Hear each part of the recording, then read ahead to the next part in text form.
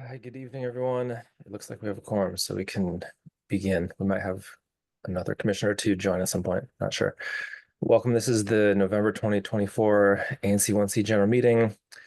It's a weird moment politically. There's an election last night, obviously, but we'll try to stay focused on our agenda. It's a relatively short one, so I think it can be an efficient night. Just start with quick introductions from commissioners. Start with how about 1C1? Hi, can you hear me? Yeah. Yes. Yes. Okay, great. Hi, this is Daniel Michelson Horowitz, 1CO1.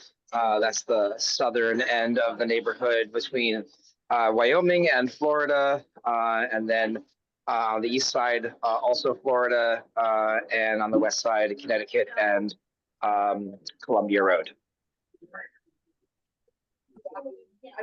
And I will just say that I'm off video because I'm in an airport out on a connection. So I will be here for an hour or so before my next flight. So I'm glad to be here. Appreciate the effort. Commissioner Dixon. I'm Commissioner Lee Dixon, 1CO2, which is Colorama Triangle, the wedge between Columbia Road, Connecticut Avenue, and Belmont. Hi, I'm Peter Wood. I represent 1CO3, 18th to 19th, Biltmore to Wyoming.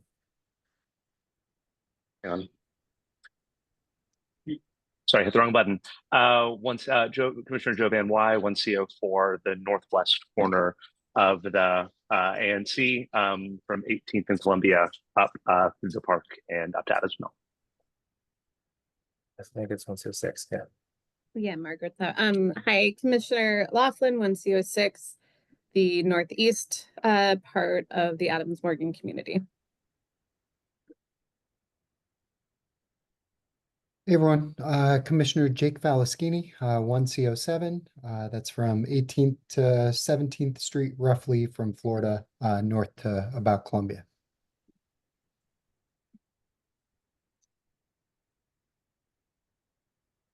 Commissioner Shapiro. Oh, 1CO8. Am I muted or not? 1CO8, which is the southwest corner, basically from 17th Street over to 16th Street, from Euclid or from Euclid, Colorama on down to Florida Avenue. All right, and we have, as far as we know, we'll have two commissioners that are not here tonight. Officers reports, chairs report. I guess big thing, we have a website that works again, so hopefully that's good. Thank you so much, Peter, by the way. I'll accept you worked unbelievably hard to get that done. Thank you so much. I'm glad it looks all right. I mean, it's still work in progress, so like there will be growing pains, I imagine, but we can fix them, and I think it'll be relatively easy to teach people going forward to be able to fix it, but we'll deal with that as it comes. Like the main thing I think that's hopefully easy or helpful or both is being able to have Google Calendar automatically show on there, so we can have our meetings automatically post on there, and we can put the links to agendas in there, so it's just a smooth process. But like I said, work in progress because we're still kind of adopting it, and we'll see how that goes. And definitely open to any constructive criticism if there are any kind of like user things that are not working super well or could be more smooth.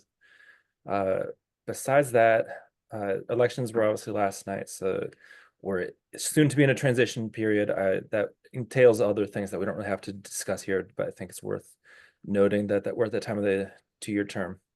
And I think we can move on to other officers' reports. I don't know if, I guess we'll go to Secretary's report, Commissioner Foskey. Sure, thank you. So from the secretary side of things, just reporting that we have a normal meeting schedule this month in November. That means that tonight is the full ANC meeting. Next Wednesday at 7 p.m. virtually will be the APC and Public Safety Committee meeting. That's the 13th. On the following Wednesday, which is the 20th of November, we will have our Planning, Zoning, and Transportation Committee meeting, again, 7 p.m. virtually. And then currently scheduled for the 17th would be our Public Services and the Environment Committee. I would just flag for folks, though, that that is the Wednesday evening before Thanksgiving. So just want to let folks know. But other than that, normal meeting schedule for November. And then our December meeting, just advance notice for everyone, would be Wednesday, December 4th. At 7 p.m. virtually. And again, that would be our December ANC meeting, our final ANC meeting of 2024. And of course, committee schedules are up to the committee members and chairs, but I would expect us to have some cancellations or some reschedulings just due to the schedules of holidays and such. And we have a website that can communicate that more promptly, so hopefully that'll be an easy process. Treasurer's report, or treasurer's note.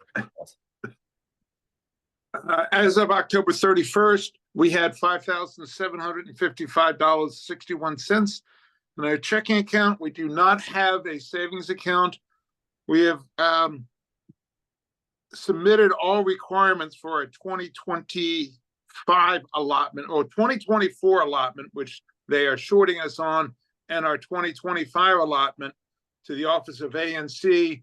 The one missing requirement would be some meeting minutes, which we're going to adopt them today. Am I correct? Can you repeat that? Would adopt Meeting yeah, minutes.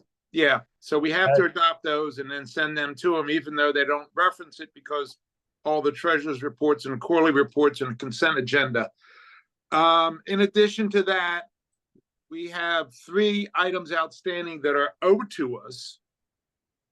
The first, of course, is the first quarter DC allotment of $5,830. Then there is a reimbursement from DC Paid Family Leave Fund, which I have not requested as of yet because I just learned that we are supposed to be reimbursed for it. And then there is a reimbursement from the DC Unemployment Insurance Fund, which I requested about 3 months ago and have not seen. The one from DC Unemployment is about $700. I would guess that the one from Paid Family Leave is significantly less than that. We have no checks outstanding as of this time. We have we can project about $1,500 of necessary expenses between now and the end of the year. So right now in the bank, we do have sufficient funds to continue to operate. Thank you. It's a good note to end that on. First time in a long time it's been more optimistic.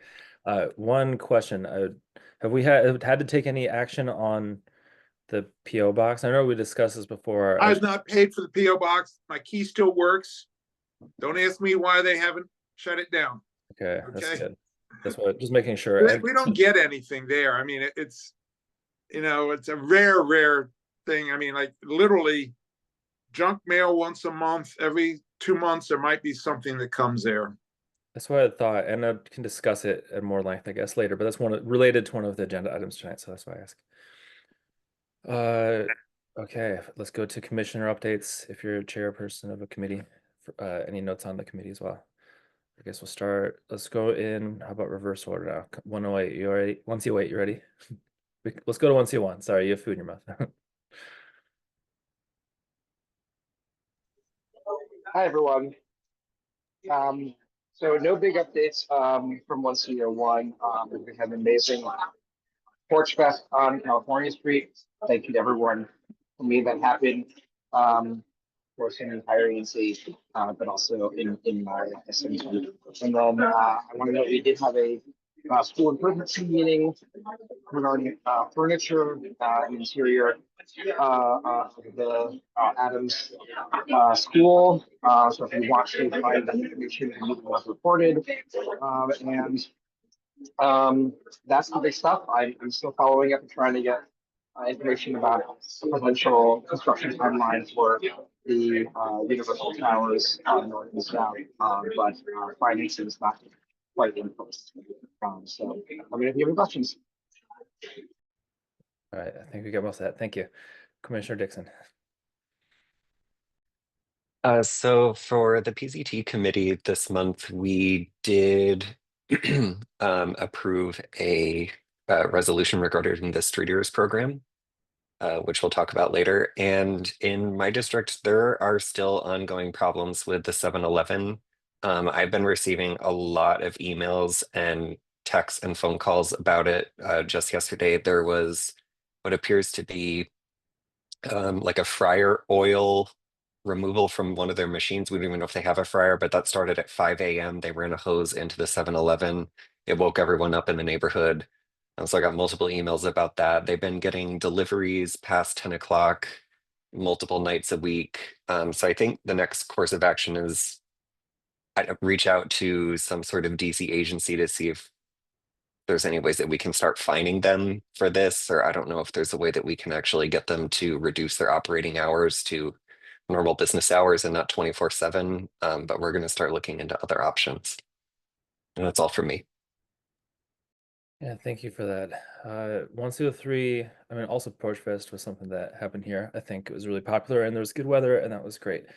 And also ANC support for getting the 18th Street more pedestrian oriented for at least an afternoon. So that was very widely popular.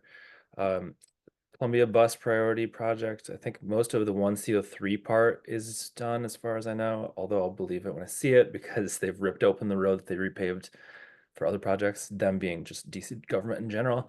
But I think that's shifting to the second phase. But I still have gotten feedback. I imagine others have as well. I would say the quantity, the higher quantity of feedback is from people who are very happy that they can have slightly better and safer travel accommodations on the corridor. The intensity has come from people who are opposed to it, and I try to address that with a clear mind. But some of them some of the people that are in opposition seem to be concerned with issues that existed independent of the infrastructure in place, which is people driving against the rules of the District of Columbia. Besides that, looking forward to, I guess, hibernation, the Calorama Park Butterfly Garden. A bunch of people kind of shut it down for the winter, got the flowers all out, and did a lot of work. So if you happen to see those people, I guess I'm technically one of them. Share some thanks. A lot of work goes into that, and there's a lot of organization that some neighbors put in towards it as well. Commissioner Van Wy.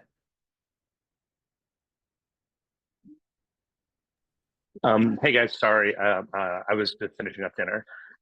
But no updates really from 1CO4.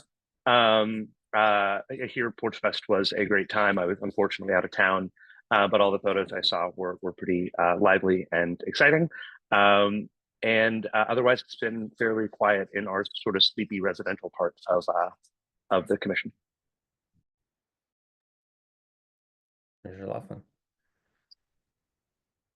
No major updates. I've gotten a few emails regarding the timing for the construction now on the other side of Columbia Road for the bus and bike lanes. There was some nights where it was a little loud and some questions about that, and I forward on sort of the construction schedule that we've received from Kevin Harrison. But I think a majority that it's completed, and there was noted that they won't be doing work on the weekends, and they weren't doing it on Halloween or the election day. So it does look like it's getting closer to completion on our side, but thank you to residents for their patience with the construction timeline. Commissioner Roskini. Ditto, Commissioner Lachlan, since some of that hits my SMD too now. Got a few comments about the late night construction, and obviously DDOT's doing that to try to reduce impact on traffic and mobility, and to have it done at times when the streets are being used the least. Do understand that that's can be really significant noise, and I was walking up and down and, talking to construction crews while it was happening and sometimes late in the evening, just trying to make sure that they understood that folks do live in the area. And we'll continue to notify both Kevin Harrison and also DDOT in 311 where there are kind of abuses of this new infrastructure. There are a couple of strips where we are seeing like a lot of trucks parking illegally and creating traffic backups, and that is an issue that needs to be solved. And DDOT is actively working on it right now by potentially doing some reconfiguring of the parking in some areas to allow more commercial load unload in places where we're seeing kind of highest pressure. So that is some of the stuff that DDOT is working on right now to try to figure this out. And then in RSMD in 1C07, it is just a construction zone, and really appreciate everyone's patience with all the different projects that are going on seemingly all at once. Jubilee's kind of two projects, both on Calorama and on Ontario, continue to just create a lot of construction issues. Pepco's entire project up Ontario, north of Florida, down onto Florida, also on Old Morgan School Place and now on Champlain Street, I know is creating a lot of parking issues for neighbors. Really appreciate everyone's patience. That is global warming related. Pepco is updating our energy infrastructure to make it more resilient to longer streaks of warmer weather. And so, as we enter into peak global warming phases, it is good that our energy infrastructure is going to be able to deal with that. It is too bad that we have to do that. But kudos to Pepco and the city for thinking ahead and making sure that we have resilient energy infrastructure. And then, lots of building happening on Champlain and other places, and just continue to report or reach out to me if you have issues that are coming up, very specific issues to that construction. I'll file 311 complaints or whatever. The furniture that was left in the Pocket Park on Calorama and Champlain, I have filed multiple 311s on that and reached out to the council members. So apologies that has not been removed yet still. I know it is frustrating that it can take multiple months to remove things like that. And then lastly, there was a shooting on Murray Reed campus. No one was hurt. It was shots fired, but multiple shots fired. There was misreporting that it hit Murray Reed Elementary School and caused damage to the building. I've been working with the council member and our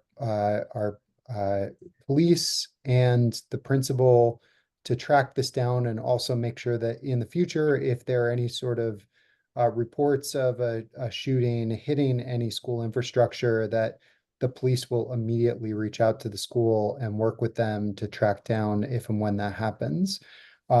So I appreciate all the neighbors that kind of reached out to me about that. That was extremely concerning. I was in the park with my kids when it happened, and thousands of people, hundreds of people fled. It was mayhem, and it was really scary. So really appreciate kind of that was a very traumatic incident for like a lot of folks in the neighborhood. So all right, and I think that's it for 1C07 for ABC and Public Safety Committee. We are hoping to do a public safety update next week. I'll reach out to the police again and ask them to do it. And I really do hope that a representative from MPD will actually show up this time. They haven't been consistently attending for the past few months. And then we do not have any new requests for either liquor licenses or marijuana licenses. But what we have had is one request for a modification to hours for one of our businesses for liquor sales. And so we will likely put that on the agenda this Wednesday to go over it. And I think those are the only things. Thank you. Commissioner Shapiro. In the southwest corner, we abut Jake's Corner, so that intersection where Jubilee Housing has two projects ongoing, and around the corner there's a private house project ongoing. they create problems. It varies every day as to whether or not the contractors have the flagging people. I've seen them there at 7 in the morning, the flag people at that intersection, and sometimes at 8:30 when they're needed, they're not there. But that's hit or miss. That's about all we have from 1C08. All right, and I think we move on in the agenda to a guest speaker. We have two. First is Ward 1 Councilmember Brianna Adele. Welcome, Councilmember.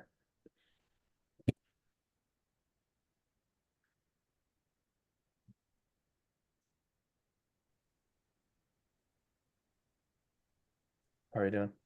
Good evening. Hi, everybody. How's it going? Doing okay. Welcome. Okay. Well, thank you all very much, commissioners, for having me tonight. I know that you have a busy agenda, so I will keep to my allotted time. It's also a busy time at the council. It's the end of a council period, and that means any bills introduced over the past 2 years either need to be passed out of the council or reintroduced in January. And so we are frantically working through the docket. More or less, if you want to make it across the finish line, your bill needs to be marked up by November. In my committee, I want to highlight my legislation on fake tags, fraudulent license plates.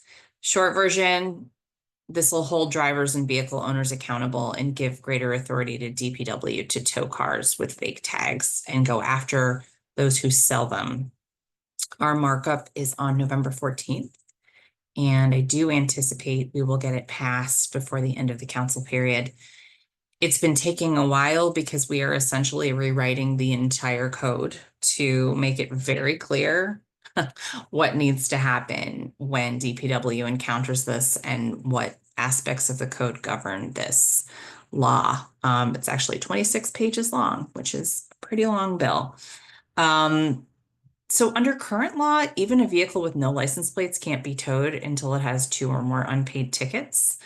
And it's hard to ticket a vehicle with fake tags because they kind of just go into the ether. So there's that, but the bill also empowers DC government to proactively investigate and shut down dealers and distributors of falsified and counterfeit temp tags. And that classifies it as an act of forgery. So that gives the Attorney General some options there. I added 40 new parking enforcement and booting and towing positions in the budget for this fiscal year that just started in October. So that will go together with this legislation. So expect a lot of reintroductions in January. Anything that doesn't make it through, people tend to just sort of throw in the hopper to try to get it started into the new council period. If a bill had a hearing this council period but didn't advance, that hearing still counts for the next council period. So it is meaningful, for example, to have a December hearing on a bill, even if it will have to be reintroduced, because that gets it ahead of game in the next council period. I have a few bills that I'm planning to introduce in the next council period, some that focus on housing, one that is about, that is an environmental measure, and then one that actually creates some management structures for U Street and Columbia Heights. You guys have a bid, so you don't need this, but our other parts of the ward definitely need the types of supports that you all have in Adams Morgan. So now's a good time for you to think about what you want in the next budget already, believe it or not, because the mayor is already working on budget formulation and she'll be sending her budget down to us before you know it in the spring. And also be thinking about what you want me and the other council members to focus on. And don't forget, you have 5 at-large council members in addition to me. So I always want to say a little something about public safety when I'm here with you. And thank you, Commissioner Falaskini, for raising the issue of that shooting that occurred. And thanks for staying on top of that and working with me and MPD. Related, you probably know I've been very focused on the 911 call center. And we know that our call takers and dispatchers are doing incredibly difficult work under very challenging circumstances, probably with less pay than they should be getting. And they're being asked to work more hours because of staffing shortages. But that doesn't mean that we shouldn't be seeing peak performance at our 911 dispatch center. It has not been operating the way that we deserve it to, the way that we need it to as a city. And I haven't seen the focus from the mayor that I think demonstrates this is a priority for her. So this is something I've continued to hammer home. I continue to have issues from constituents where they are put on hold, they wait a long time, their call is dropped, and that's just not acceptable. You have to know when you call 911, your call is going to be answered timely, and that the person who answers is going to get you the help that you need. And that has not been happening here in the District of Columbia. I do have a bill that would create a fire and EMS communication center that would separate out those calls, and something that's been piloted in the past and was very effective as recently as 2019. Would divert more calls to the nurse triage line so that people can get live medical advice without having to get into an ambulance. And I'm still waiting on a hearing for that bill. So we've been told that it won't get one this council period. I have to decide if I'm going to reintroduce it. The council voted unanimously in September to renew some legislation that we passed earlier in the year, which allows retired firefighters to take jobs as 911 call takers and dispatchers without any sort of financial penalty to their retirement. We're using that as a recruiting tool. And Councilmember Pinto is doing a series of roundtables. I've been joining them. We're going to jointly convene one around tech at the 911 call center because I have oversight of the chief technology officer. I recently did a surprise visit to the 911 call center so I could be on the floor and seeing how operations are going. It was not a particularly busy time. So I saw what was a very stable call taking scenario. My understanding is that about twice a week, the call takers are overwhelmed by the volume, and that's when you start seeing the hold times and the drop calls. So I think that is where we need to focus in, because twice a week, that's too often. Okay, where are we on time? We're okay. I'm going to cut some stuff just in case we have questions. You probably heard me talking about the Pay Equity Fund. We took some legislative action on the Pay Equity Fund for early childhood educators last month. The budget had gotten wiped out completely for this fiscal year, and we restored as much as we could. These are the people that take care of our babies, and we gave them a pay raise 2 years ago. And the idea that we were just going to cut that pay unceremoniously did not sit well with any of us. So we put that back. We were essentially able to make most people whole. Some of the more senior folks, not as whole as the more junior folks in the end, which I think folks are generally okay with, but we have to find a way to sustain that. This is the program that I raised taxes for a couple of years ago so that we could pay for it. And that money was available. It just got put somewhere else, and that's not cool. If we're going to have a robust, high quality early childhood education system, we have to make sure that we can recruit and retain high quality educators. And that was the whole point of the Pay Equity Fund. Last month, my committee authorized an investigation into the rideshare app Empower, which has been operating illegally in the District of Columbia for 4 years.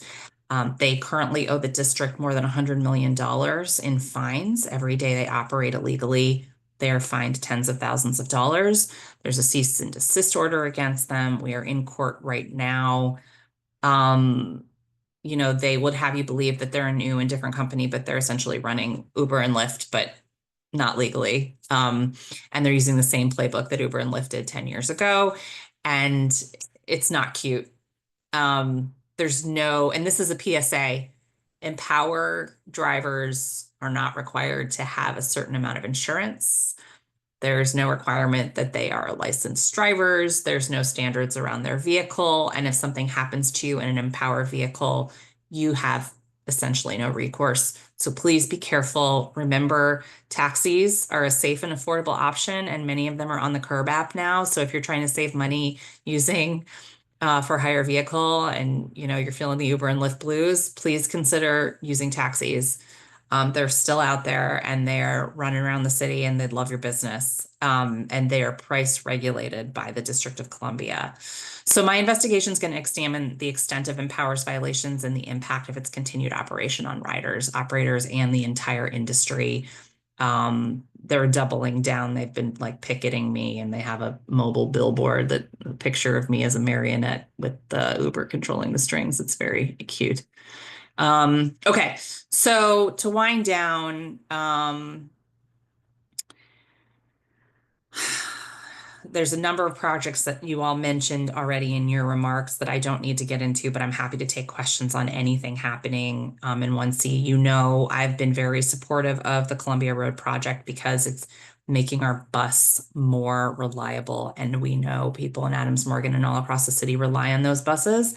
And the fact that it's the slowest part of the route citywide, one of the slowest parts of any route citywide, was a clear call for help. And I do think that after we get through the growing pains and the corresponding projects on either end are finished, folks will get it.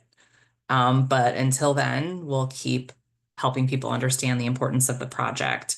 I'm out there pretty regularly taking a look at how it's being implemented.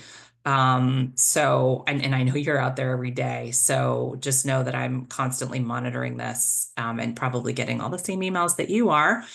Excited to see the new streeteries. Hoping folks like them, but if not, love to hear your feedback. Just, as an FYI to me, even though I'm not implementing that, I think it's good to hear. And congrats everybody on a successful Porch Fest. I'm gonna just end with a thank you to all of you who ran again. Thank you to those of you who've served and are retiring. It's not an easy job. I did it for 2 terms and tapped out, so I get it. And I thank you all for your partnership. It's been wonderful working with you all in this configuration, and I look forward to the next configuration. Thanks so much. Lots of great information. I'll hold the goodbyes till December. But commissioners, have any questions, comments for the council member? Commissioner Laughlin. Hi, thanks for stopping by, Councilwoman. Do you know when the compost bins, like the ones that the public can use with the phone app, do you have any idea when those might be installed? Because I thought we got like 32 for the city, and I just didn't know when they were going to be distributed. It's like any day now, and Okay. there's 2 in 1C, so don't talk too loudly about them because other people Oh, are jealous. that's really good to know. You're Okay, getting yeah. you're getting 'Cause one at Unity and one at Teeter. So I was Oh, like, okay. keep your head down, guys. Don't make a big That's deal out good of because there's it. a big rat problem across the street, so that'll be great. No, Totally. good. No, it makes sense because you're so Yeah. dense. Yeah, no, it's great because we would love to, and we can reach out to DPW to do some tabling and education and promoting using them, because I know a lot of apartment buildings don't have composting as an option. So I think if we can spread the word so residents know that that is an option for them. So awesome. That was my That's big awesome. question. Yay. That sounds great. We're happy to connect you with them. And speaking of DPW, I don't know what's going on with that furniture. We know they escalated it, so we're gonna follow up tomorrow. That's dumb. I think it's partially because it's in that property doesn't really belong to, yeah. It's a confusing thing for government sometimes. Yeah. I have a question if anyone else has one. So mine is buses. Bus routes circulator being killed. That's been on our minds a lot. I saw yesterday that WMATA released a modified better bus plan, and 2 of the recommendations that this commission has sent, I think, might be adopted. They're gonna, I guess, vote on tomorrow. You have any insight? I mean, with the 2 I'm talking about is extending, make sure that the Woodley Park Metro gets connected to the rest of the neighborhood, and that the State Department and Kennedy Center get connected to this general area. You have any insight on the future of bus traffic for Adams Morgan? Well, I can tell you we worked it real hard with the board on that east-west connection. I basically stomped my feet and had a temper tantrum. And so between that and your advocacy, I think we made some progress. Also, credit to our DC board members who listened, right? That can't be said enough. And I think there was a lot of good feedback on the 42 that, so I'm glad that despite the fact that they said this was a done deal and you're not getting anything, that they were responsive to that and they understood the impact that those connections have. I think that from here, it all depends on budget.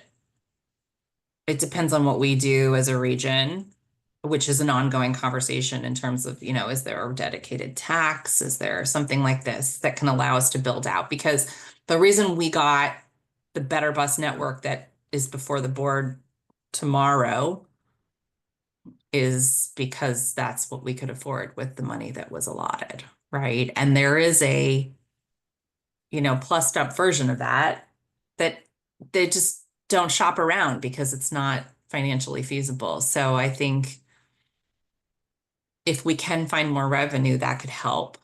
Our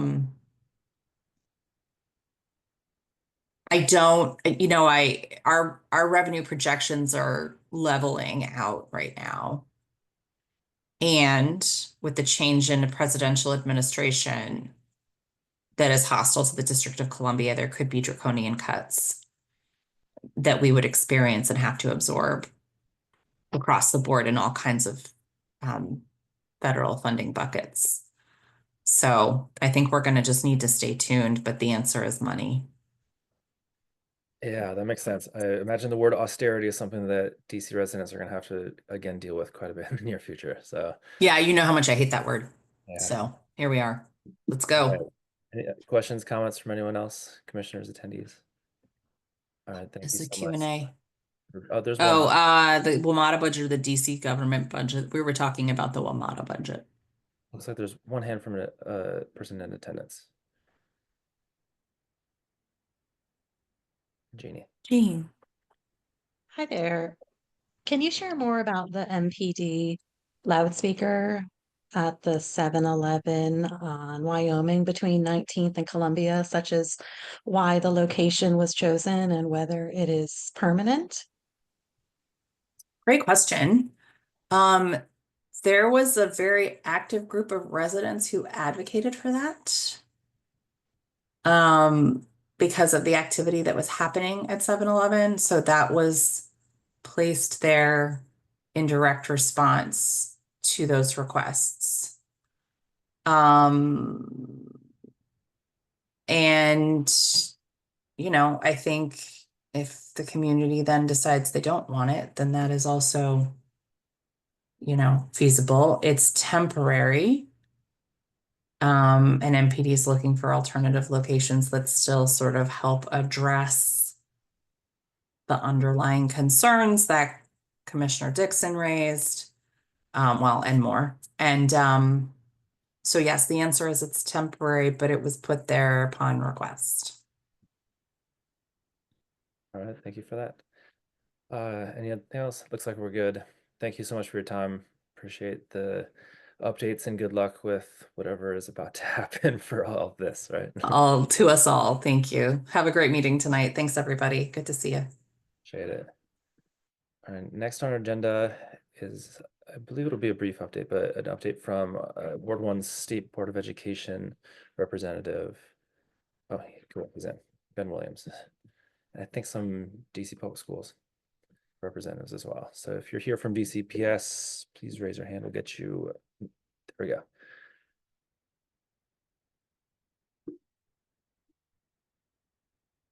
Hi, Ben. How are you doing? I'm good. Thanks, Peter. Hi, everyone. Thank you, Linda, for inviting me.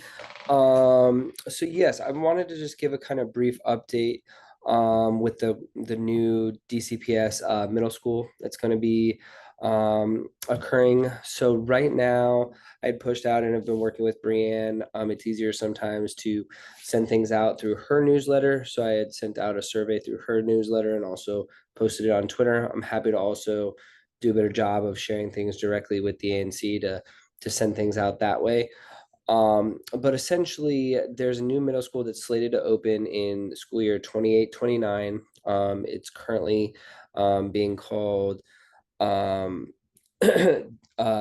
it's just a new middle school. It's going to go be in the old Banneker space. And right now, the neighborhood boundaries for that serve Cleveland Elementary School, Garrison Elementary School, and Seton Elementary School.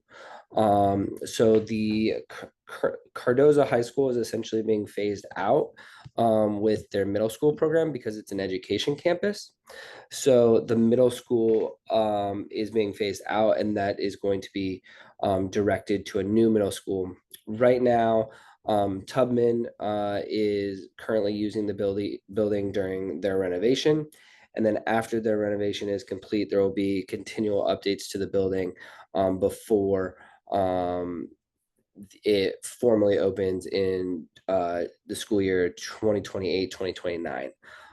So the mayor has already kind of allocated some of this money in her proposed budget. And then there are construction funding that's also been allocated in the 2027 and 2028 fiscal budgets. So that's a lot of like the government speak. The big thing is we want community input. And we're kind of in the early stages of that. So I've sent along the survey, and I think whatever the ANC can do to kind of push that out will be helpful. And just kind of want to make people know that some of these boundaries and neighborhood school options are going to be potentially changing, and want people to have as much input as possible so they know about it and can make the best decisions for their families and kids. I appreciate that. You mentioned a survey. I don't remember if I've seen it. Did anyone know where that is? Just so we can start distributing it, or is that something that's not ready yet? It is ready. I'm happy to put it in the chat. And yeah, I had put it out through Brienne's newsletter and then posted it on Twitter. I can just check there. That's all right. Yeah, but this is the survey, and then they have it also in multiple languages. At this point, I think there's just another week. But I think that DCBS will also be collecting feedback after that to advise in their planning processes. Perfect. Thanks. Can I jump in, guys? Please do. Hi, I'm Cheyenne. I work for DC Public Schools and Central Services, Deputy Chief of School Planning. I have to tell you, I am so excited to hear Ben as the SBOE so accurately just encapsulating the big high-level headlines about this new middle school. So I love that. I love seeing that the messages we've been starting to put out are making sense and that you're just promoting them so well. So makes me feel good to hear that. Thank you so much. One thing I just wanted to layer on, especially for this group, is that I'm sure some of you are really familiar with kind of the long history of conversations about a new middle school in this general area, right? It was for a long time discussed at the old Shaw Middle School site, which is now Banneker High School. This is a new location, but kind of the continuation of an old conversation.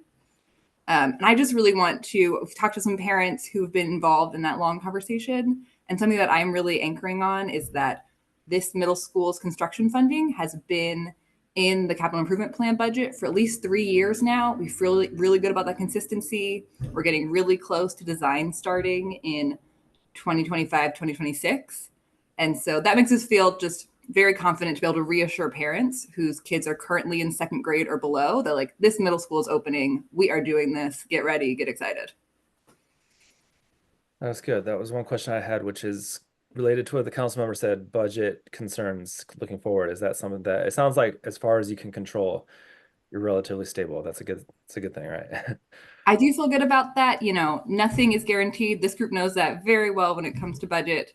But I think the wind is at our back in terms of this being consistently showing up in the budget for multiple years, and the fact that we are now officially in public engagement time, right? We are publicly saying, because we've got the green light to publicly say that this middle school is opening. And I think the more excited parents are, and we've seen a lot of excitement already from especially our families at Cleveland, Garrison, Seton, who will have feeder rights to the school. We've seen a lot of excitement from them. And, you know, that's just powerful in making sure this happens.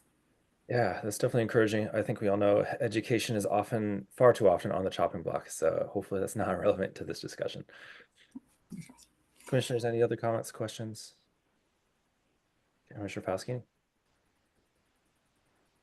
Thanks, and thank you, Mr. Williams, and also Cheyenne for your presentation. Really appreciate it.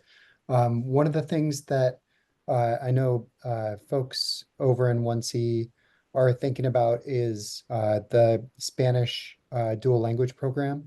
And there was some talk as this was kind of coming up as a possibility that some of the dual language schools in 1C would actually feed into this middle school as well. It seems like now the plan is that that will not be the case and that this will just be Garrison, Seton, and more kind of centered over in 1B than in 1C. Is that true? Oh, so this is a great in the weeds question. I'm going to drop, I'm sure you guys are all familiar with DME's boundary study that happened this past year. So recommendations, we are actually still completely aligned with the recommendations from DME. And so we've got this sort of distinction between our geographic feeder schools, which are Cleveland, Garrison, Seton. Those schools will have a right to this new middle school and only a right to this new middle school, no other options for them. Then we've got some schools in the area, exactly to your point. I love how plugged in you guys are. Particularly thinking, I think you're thinking of Marie Reed, thinking of Tubman, H.E. Cook, because they're English only. You mentioned the dual language, but we're really thinking about the schools that have English only programs. They feed to Czech right now, Spanish dual language. That can be tough for some families. It works for a lot because we do have a ton of Spanish speaking families at those schools, but it doesn't work for everybody. Anyway, okay. So Tubman, H.G. Cook particularly, and then also Marie Reed because their program is only partially Spanish. Anyway, okay. So as suggested by DME, we're super aligned that H.G. Cook, Marie Reed, Tubman will have programmatic rights to this new middle school. Now, For the English only programs. Sorry? For the English only programs? Yeah, sorry. And programmatic right is kind of an oddity because it's a programmatic right to a not dual language program. We've been workshopping if we need to come up with a new term, but I think you follow me. If anyone else needs more on this kind of niche thing, please tell me. But yes, we are still planning to give those programmatic rights. I'll be upfront with you, and I'm honestly happy to get feedback on this. You know, we just sort of went fully public on this new middle school really this fall. My first priority is to get Cleveland, Garrison, Seton, right, whose feeder rights right now are only to Cardozo, whose feeder right will only be to the new middle school, to really get them so excited, get them locked in. That's my number one priority. My second priority are those schools that have programmatic rights, because this is really an additional right to them. And I think we have to really be respectful of the schools they currently have a right to. It's not quite the same conversation of we want to get you so excited, so you're definitely coming. It's more like, we want to get you excited. This is a second option for you, and that's great. So if you mull on that and you have feedback, please email me. I'm interested in thoughts. But reassure, stage 2 will very much include those schools. Well, I mean, to follow up with that, Cheyenne, and I appreciate the question. There was in earlier iterations of the boundary study conversations around what the programming would look like at Euclid. So is there any possibility that it will have a dual language element? You know what? I've gotten really clear direction from my leadership to keep this truly open as we start public engagement. So we had some discussions of do you want me, do you want to give me a list of things that are the only possible options? But I got really clear direction to keep it open. Let's hear what the community is looking for. I'm excited that we took the step of that survey that Ben helpfully shared is a public input survey. So you can read other folks' comments. We're hoping to see a critical mass of folks who have similar ideas. So if dual language comes out really strong as something people are looking for, I think DCS will absolutely consider it. We've also, although I will put in a little caveat that I do think it's important that we don't create another situation where we have English only schools feeding to a fully dual language school. That's not in the cards. I'm going to take that off the table. But a strand, a focus on languages, something along those lines, I see that very much as a possibility. Maybe not. That's super helpful. Really appreciate it. Both HD Cook and Marie Reed are in my SMD. Well, HD Cook is technically directly across the street, but I still do a lot with it as the only It's a narrow commissioner. street, so I feel like you can fudge that. Yeah, as the only commissioner with school age kids, um, in 1C, I do end up taking up kind of a lot of the education stuff. So, I'm happy to send it out to the PTAs for both Cook and also Marie Reed. I think my wife is actually on a PTA meeting for Marie Reed right now in the other room. So we'll send that literally to the living room and hopefully that'll go out to some of the parents from Marie Reed at least too. And then we'll try to get it out to the HD Cook families as well so that they can send it around and you can get some feedback from more of like the 1C education community, families community as well. Sounds good. Well, that is all the questions we have. Appreciate the time to come and explain this to us. Hopefully the excitement will continue to grow. It's definitely a good opportunity for the city.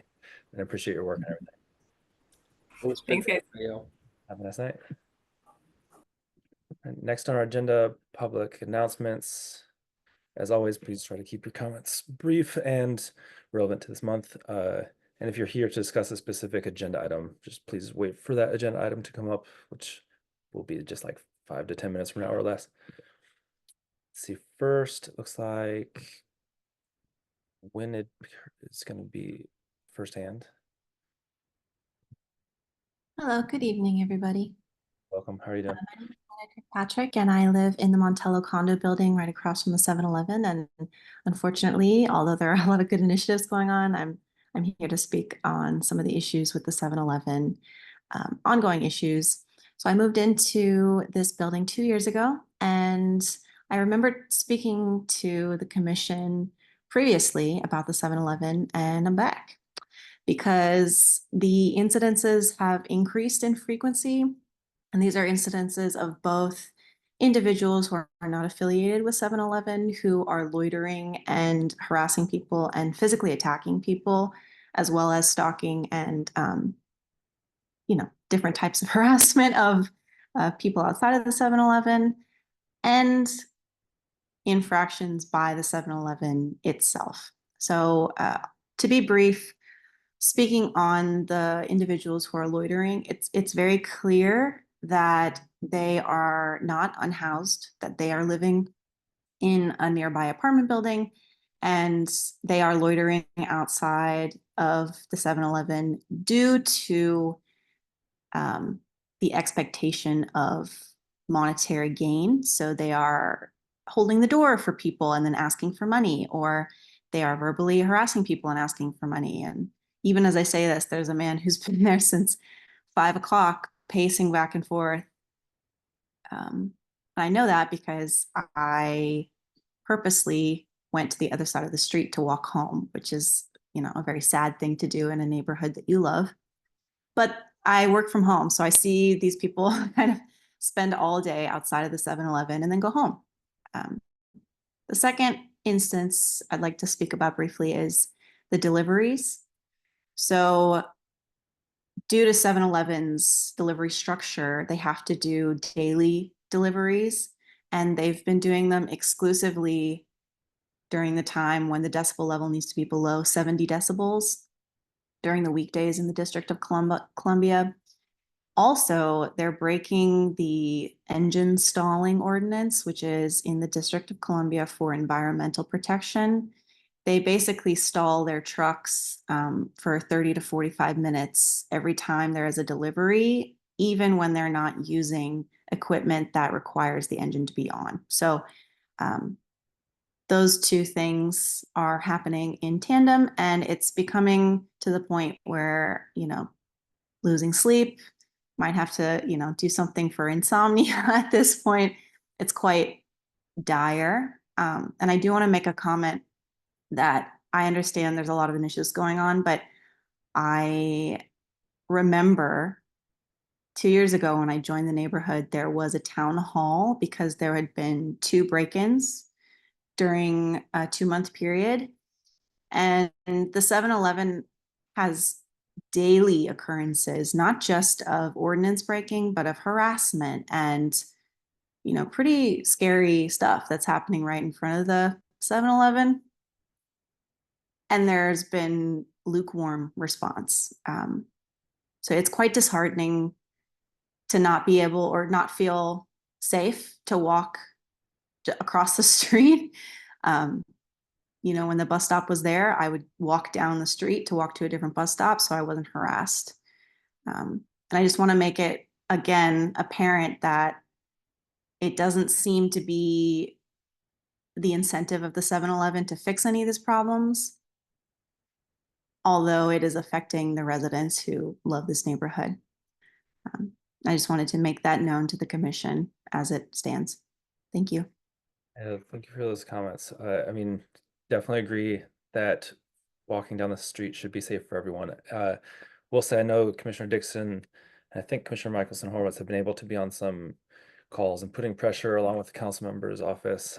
You can speak if you want to add any notes to this, but it's, I think, been a tiring process because 7-Eleven hasn't been cooperative in the ways that would probably be advantageous for everyone. But the issues you raised have definitely been something we've discussed before and continue to put pressure on them for. And they have been resolved with other institutions in the neighborhood. It's just every business is different, and when you're going against a very large corporation, it's not as easy. Kristen Barden, next to speak.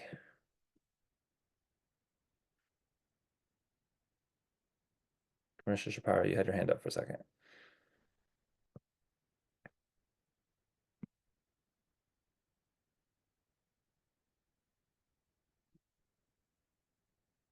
Hey everyone.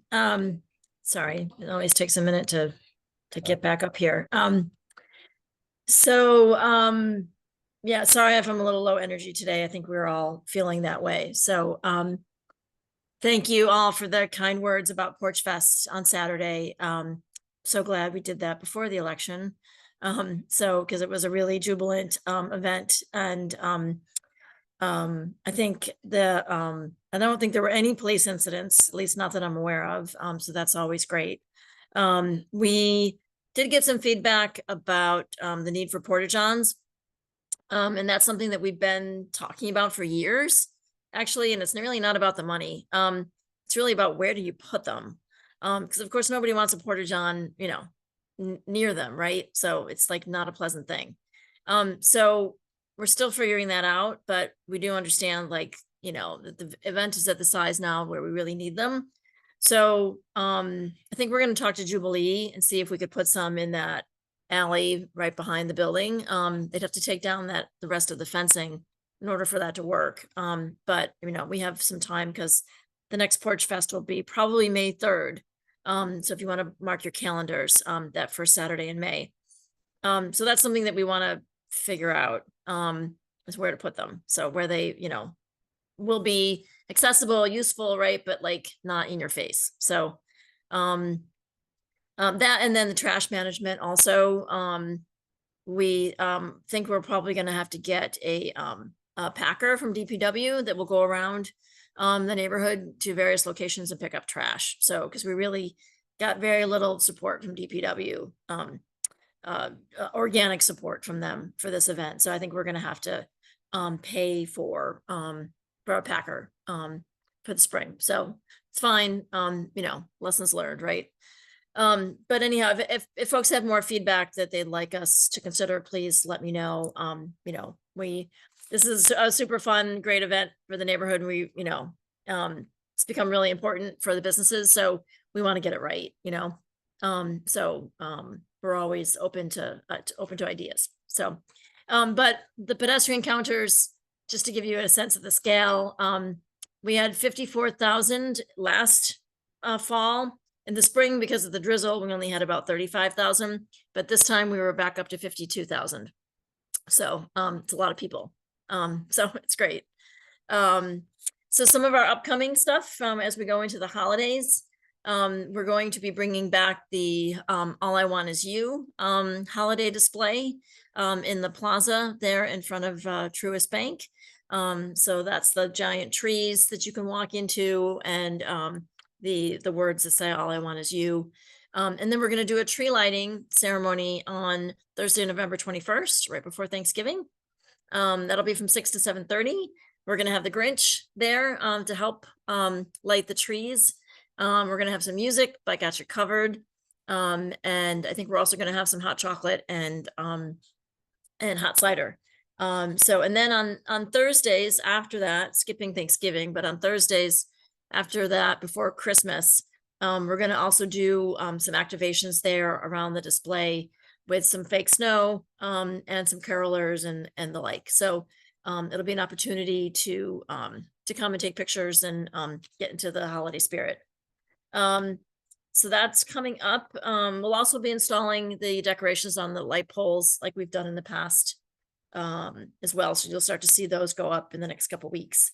We wrapped up drag story time a couple Sundays ago, and that's it for that event. I don't think we're going to be continuing it come spring. We kind of think it's kind of run its course. We won't be continuing the drag story time. I just wanted to let folks know about that. But Taste of Pride, it's going to be in April. That's going to be in conjunction with World Pride that is going to be celebrated in DC in May. Taste of Pride is going to be in Adams Morgan. It's going to be the weekend of April 4th and 5th. They're doing Taste of Pride in kind of every neighborhood in DC, but at different times leading up to World Pride. So it'll be here April 4th and 5th. We'll have more details about that. Kind of wanted to put that on your calendar. There'll be lots of great, food related kind of things happening in Adams Morgan. So yeah, so I think that's all I have. But always happy to take questions if folks have any. Yeah, thank you for all that. And yeah, Porch Fest was popular. I was glad to see that. So high numbers. Commissioners, any questions, comments? All right, appreciate your time, Kristen. Have a nice night. Yeah, sure. Happy, you too. And looks like we have one other hand up. Bob Bell, welcome.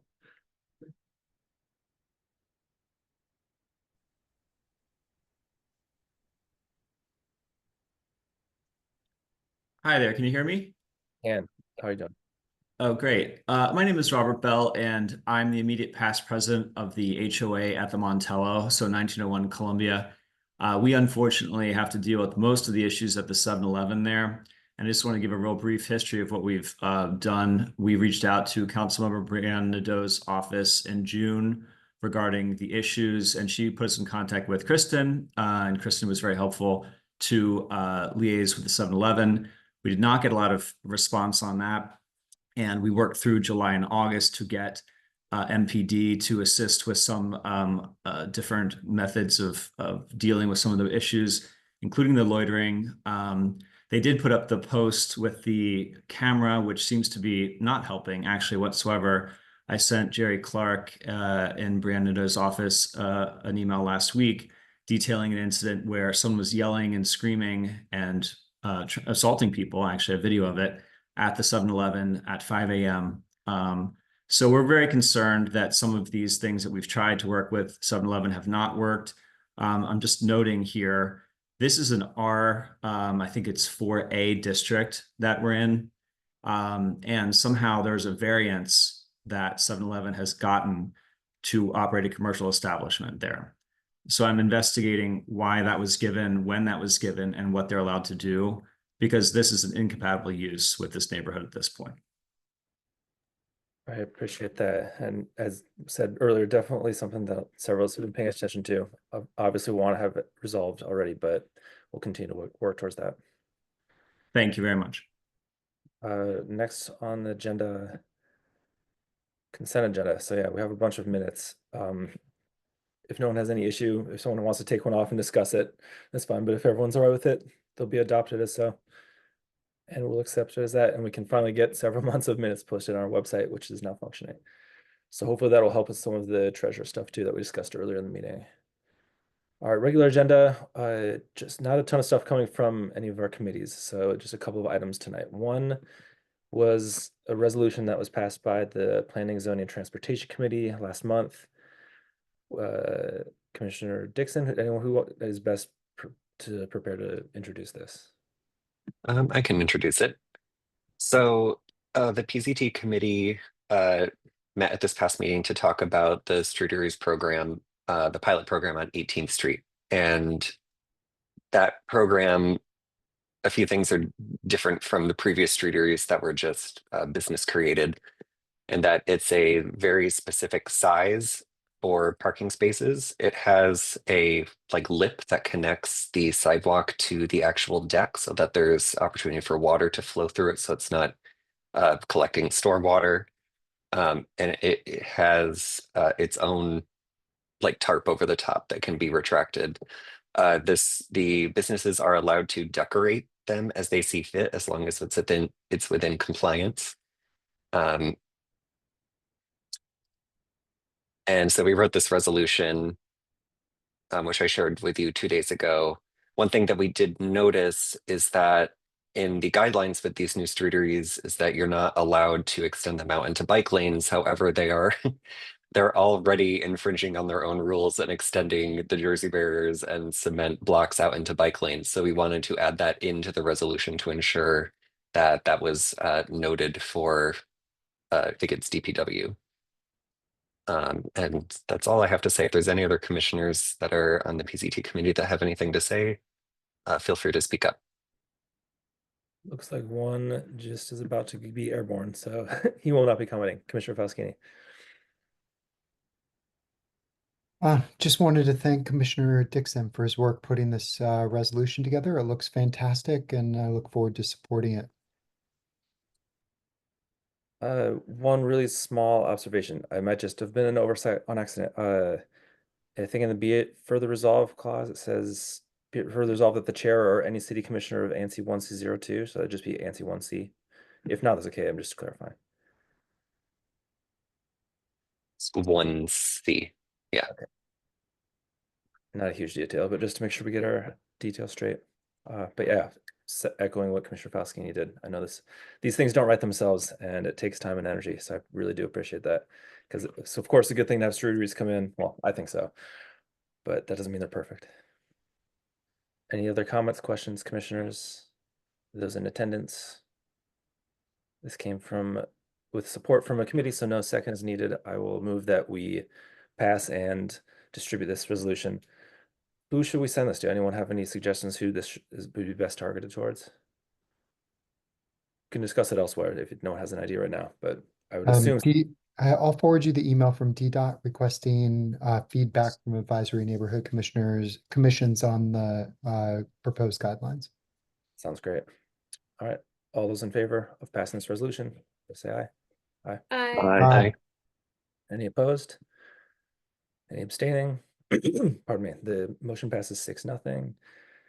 And last, sorry, I'm losing my voice. One item from general business. Not actually sure if we need this. Probably just worth just to be safe. As we've discussed before, trying to phase away from spending money on a PO box. Although I think according to DC code, we do need to maintain a physical mailing address, which basically doesn't ever get used. And we also need a physical place to store the treasurer books. I've never actually seen them. I just know they exist, that there's some sort of hard copy of kind of our financial documents that needs to be stored somewhere. That's best staying with us with whoever the current treasurer is, but for continuity and kind of this was a back and forth with ONC. For continuity's sake, it might make sense just to have a mailing address that is not tied to any specific commissioner, and ideally they don't want to have to pay for. After explaining that we basically don't ever get any actual mail, it's more of a formality. The festival center said they'll be great and they can show us how it works in case we ever get anything, so we can use their address, and that was really easy. Any questions, comments on what we're doing? I don't think it's consequential in any real tangible way, but it's something that I think will make sure that we're in line with the regulations that we have to abide by. All right, on that, I did not come in from any committee, so I'll need a second, but I'll move that we just officially, I'll maybe even write some sort of one-page resolution on this, but just to the effect of we are changing our address. Move that we do that. Can I get a second? Commissioner Shapiro, thank you. Any final comments? So they don't want, so we're not paying a fee or anything, like they're just doing this as a in kind. Basically, yeah, exactly. Just because Okay. At first, they were asking, well, if that's going to be the case, maybe we need to ask for money for co-working space, et cetera. And I said, no, we just need literally for it to be technically available in the event that DC Okay. wants to send a piece of mail. In my 4 years of commission, well, 3 years and 11 months, haven't seen any piece of mail ever come through our PO box that was, I think, in general, but also anything of actual merit.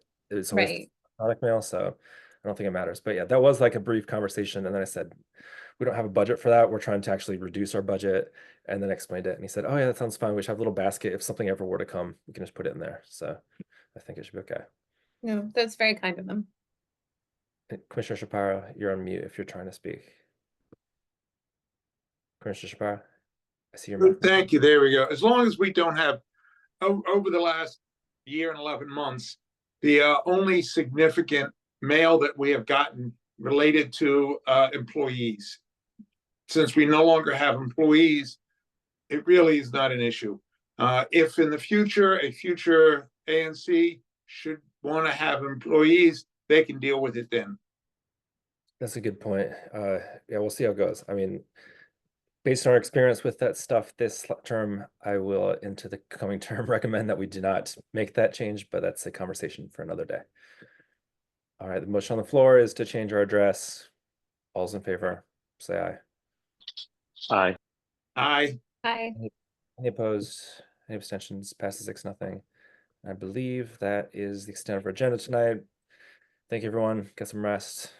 See you next month or sooner.